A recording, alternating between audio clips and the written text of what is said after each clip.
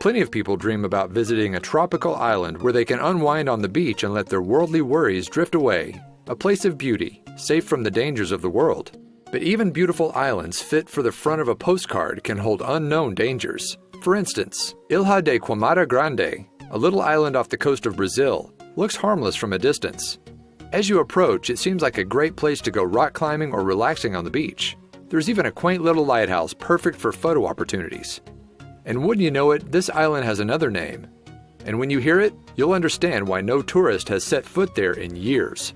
Do you dream of an island vacation complete with private beaches and clear blue ocean? Maybe you dream of photographs by a quaint lighthouse.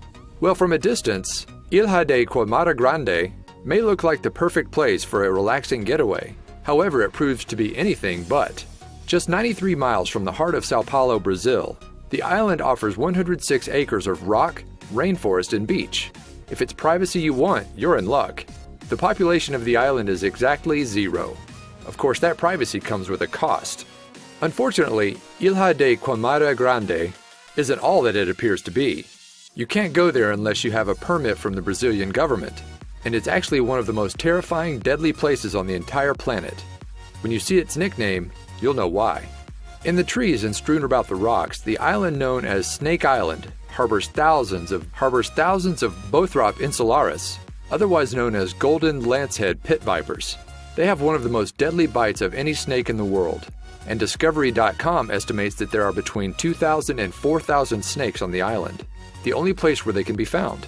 Original estimates claimed there were over 430,000 snakes on the island, one for every square meter. How'd so many snakes end up in such a condensed area? Well, one theory suggests that 11,000 years ago, as water levels rose, the snakes became trapped there, as they were unable to make a swim back to the mainland.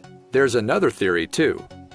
But when one news outlet ventured out into Brazil to better understand this mysterious island, they talked to an unnamed local who offered another, much more colorful theory as to the origins of the snake: pirates. What made him think that? You know, in my mind, I believe the snakes were introduced by pirates, said the local in Portuguese, to protect golden galleons. So I believe there's gold there.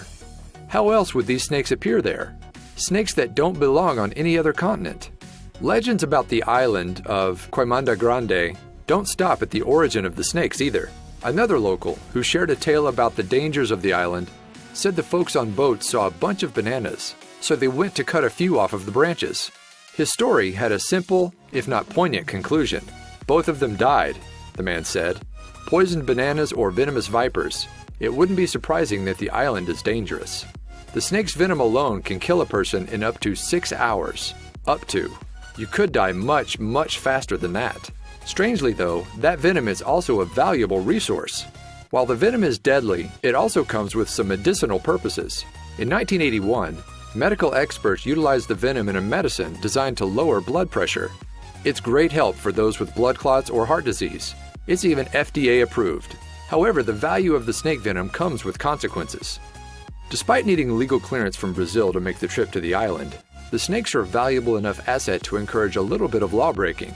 Animal smugglers make undercover trips to the island to get their hands on snakes for their venom, and something else.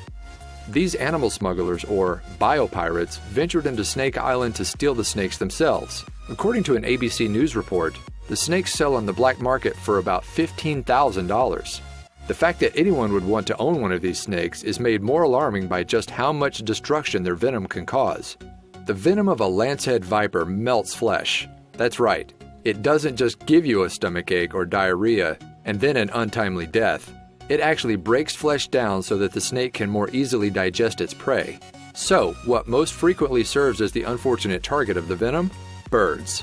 Because you can't very well wait for a bird to sit around and die if you're a hungry snake. It would just fly far away from you and die somewhere else. These snakes need fast-acting venom. This raises another question.